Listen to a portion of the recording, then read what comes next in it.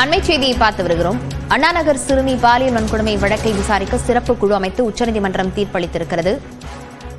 CBI விசாரணைக்கு உயர்நீதிமன்றம் உத்தரவிட்ட நிலையில் அதனை எதிர்த்து தமிழ்நாடு அரசு முறையீடு செய்திருக்கும் நிலையில் இந்த தீர்ப்பானது வழங்கப்பட்டிருக்கிறது. சிபிஐ வசம் வழக்கு ஒப்படைக்கப்பட்டால் அடுத்த 5 அல்லது 7 ஆண்டுகள் கூட ஆகலாம் என உச்சநீதிமன்றம் கருத்து தெரிவித்து சிறப்பு குழு அமைத்து உத்தரவு பிறப்பித்திருக்கிறது. அண்ணாநகர் சிறுமி பாலியல் வன்கொடுமை வழக்கை விசாரிக்க சிறப்பு குழு அமைத்து உச்சநீதிமன்றம் உத்தரவிட்டிருக்கிறது. அண்மை செய்தியாக பார்த்து வருகிறோம். சிபிஐ விசாரணைக்கு உயர்நீதிமன்றம் உத்தரவிட்ட நிலையில் அதனை எதிர்த்து தமிழ்நாடு அரசு முறையீடு செய்திருந்தது.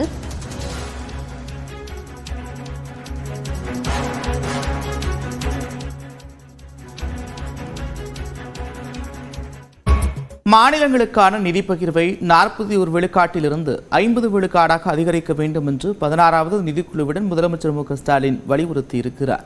மத்திய மாநில அரசுகளுக்கு இடையிலான நிதி பகிர்வு தொடர்பான பரிந்துரைகள் வழங்க மத்திய அரசு சார்பில் அமைக்கப்பட்ட 16வது நிதிக்குழு தலைவரான அரவிந்த் பனகாரியா தலைமையிலான குழுவினர் சென்னை வந்திருக்கின்றனர்.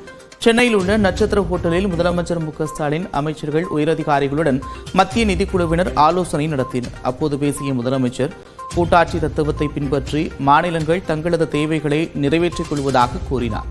சுகாதாரம், கல்வி, சமூக நலன் மற்றும் வேளாண்மை போன்ற துறைகளில் பல முக்கியமான திட்டங்களை வடிவமைத்து நடைமுறைப்படுத்துவதற்கான பொறுப்புகளை மாநில அரசுகள்தான் நிறைவேற்றி வருவதாகவும் தெரிவித்திருக்கிறார். ஆனால் இதற்கு தேவையான வருவாய் பெருக்குவதற்கான அதிகாரங்கள் மாநில அரசிடம் குறைவாகவே இருப்பதாகவும் தெரிவித்திருக்கிறார்.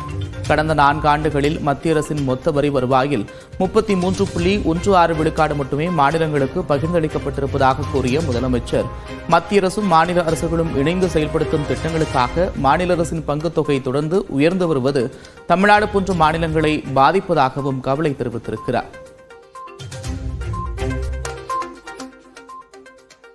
ஒருபுறம் ஒன்றிய அரசிலிருந்து வரவேண்டிய வரி பகிர்வு குறைவதால் மாநில அரசுகளுக்கு ஏற்படும் பாதிப்புகள், மறுபுறம் ஒன்றிய அரசு அறிமுகப்படுத்தும் திட்டங்களுக்கு மாநில அரசு செலவிடும் அதிக நிதி என இரண்டுமே மாநில அரசுகளுக்கு பெரும் சுமையை ஏற்படுத்துகின்றன.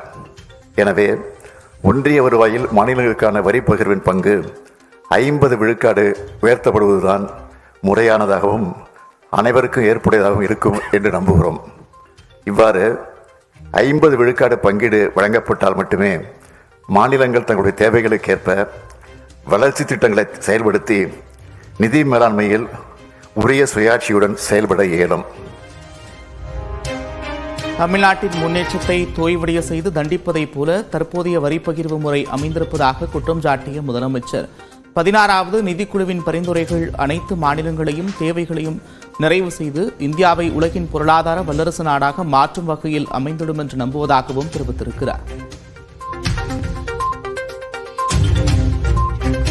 தமிழ்நாடு அரசின் சார்பாக நிதிக்குழுவின் பரிசீலனைக்கு வழங்கப்பட விரிவான அறிக்கையினை கவனத்துடன் பரிசீலித்து கடந்த காலங்களில் பல்வேறு நிதிக்குழுக்களின் பரிந்துரைகளினால் தமிழ்நாட்டுக்கு இழைக்கப்பட்ட அநீதிகளுக்கு உரிய தீர்வை 16வது நிதிக்குழு வழங்கும் என்று உறுதியாக நம்புகிறோம்.